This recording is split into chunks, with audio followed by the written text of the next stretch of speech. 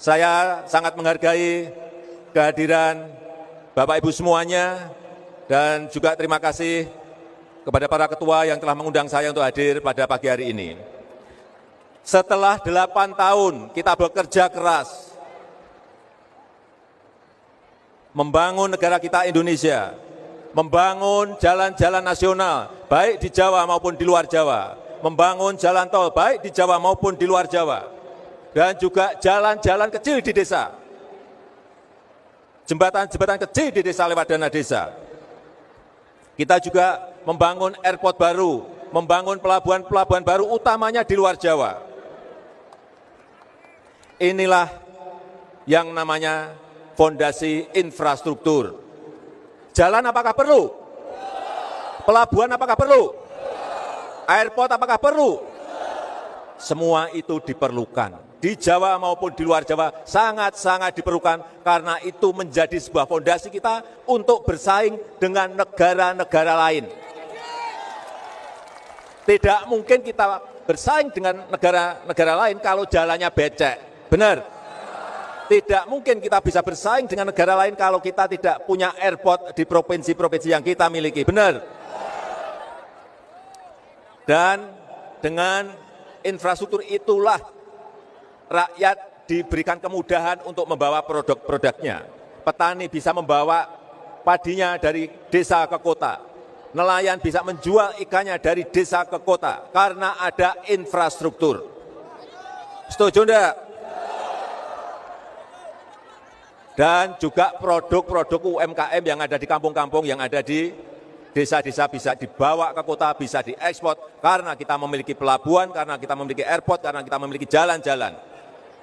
Dan kita tahu jalan tol di Pulau Jawa sudah menyambung dari barat sampai ke timur. Kurang sedikit saja di Banyuwangi. Nanti tahun ini insya Allah tahun 2023 insya Allah akan dikejar untuk segera diselesaikan. Siapa yang rumahnya Palembang atau Lampung? Coba dulu sebelum ada jalan tol dari Lampung ke Palembang berapa jam? Berapa jam?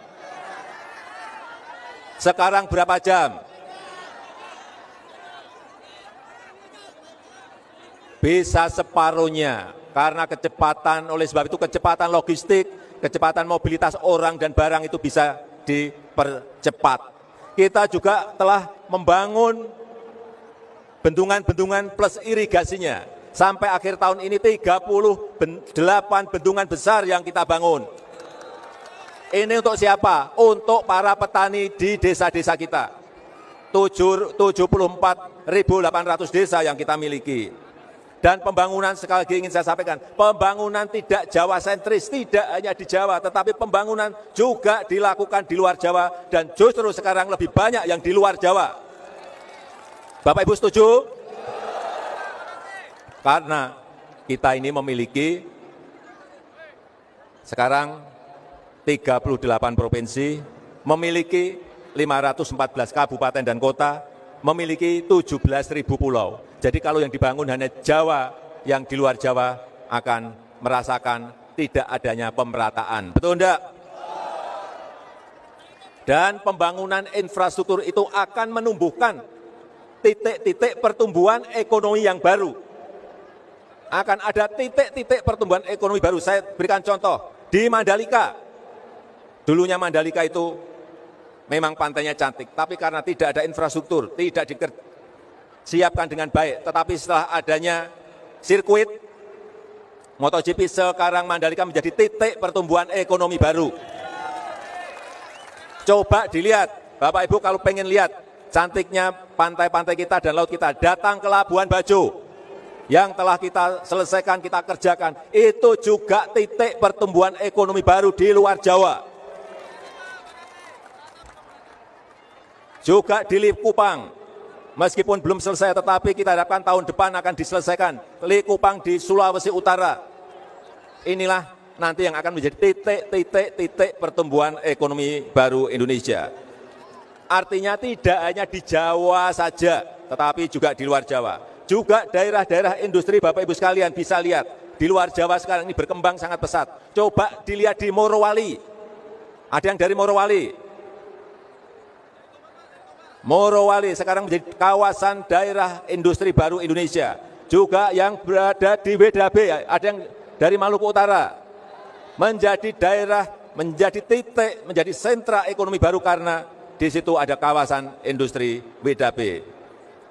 Kalau titik-titik pertumbuhan ekonomi baru ini semakin banyak di wilayah-wilayah di luar Jawa, maka lapangan kerja akan terbuka sebanyak-banyaknya. Setuju? Karena problem besar kita adalah lapangan kerja.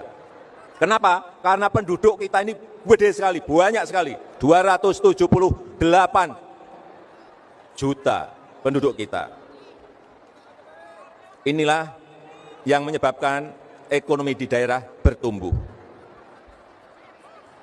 Pembangunan infrastruktur besar-besaran selama 8 tahun, hasilnya mulai kita rasakan, tetapi akan lebih dirasakan itu 5 atau 10 tahun yang akan datang. Itu akan dirasakan oleh anak cucu kita. Inilah yang kita siapkan mulai dari sekarang. Fondasi penting bagi membangun negara kita menjadi negara maju. Sekarang kelihatan. Di negara-negara lain sekarang sulit semuanya. Dunia sekarang ini sangat sulit semuanya. Harga-harga semuanya naik sampai 2 kali lipat, 50%. Tetapi di negara kita bisa kita kendalikan dengan baik.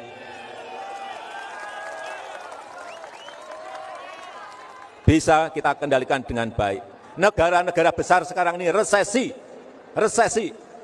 Negara kita masih bisa tumbuh 5,72% di kuartal ketiga. Hati-hati, kita semuanya tetap harus waspada, tetap hati-hati. Waspada dan hati-hati karena resesi global ini sulit dihitung, sulit diprediksi, sulit dikalkulasi. Oleh sebab itu kehati-hatian kita, kerja keras kita semuanya harus terus kita lakukan.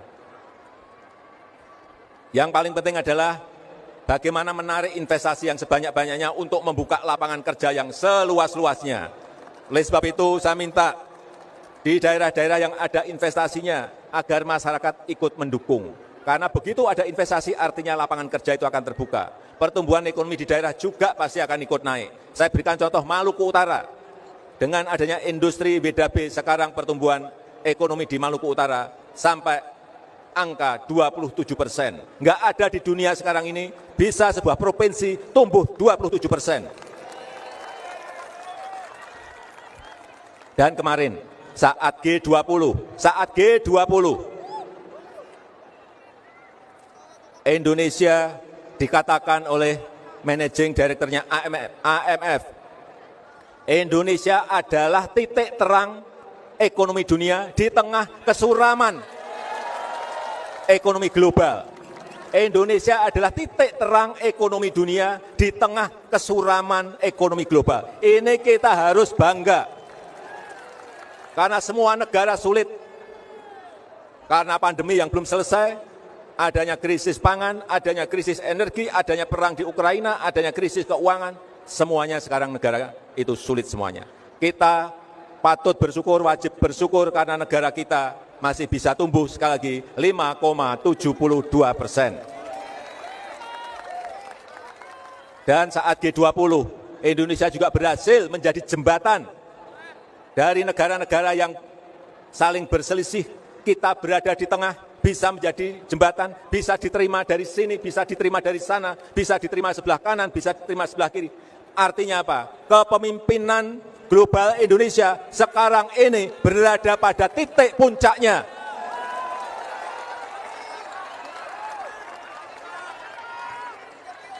Oleh sebab itu kita sekali lagi wajib bersyukur.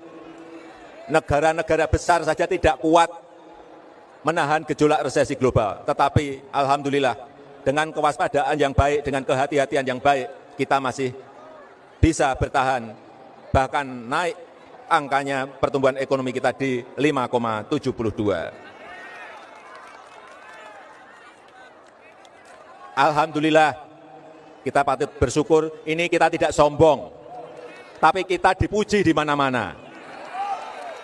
Negara-negara lain, pemimpin-pemimpin dari negara lain memuji kita karena kita bisa mengendalikan inflasi, kita bisa juga meningkatkan pertumbuhan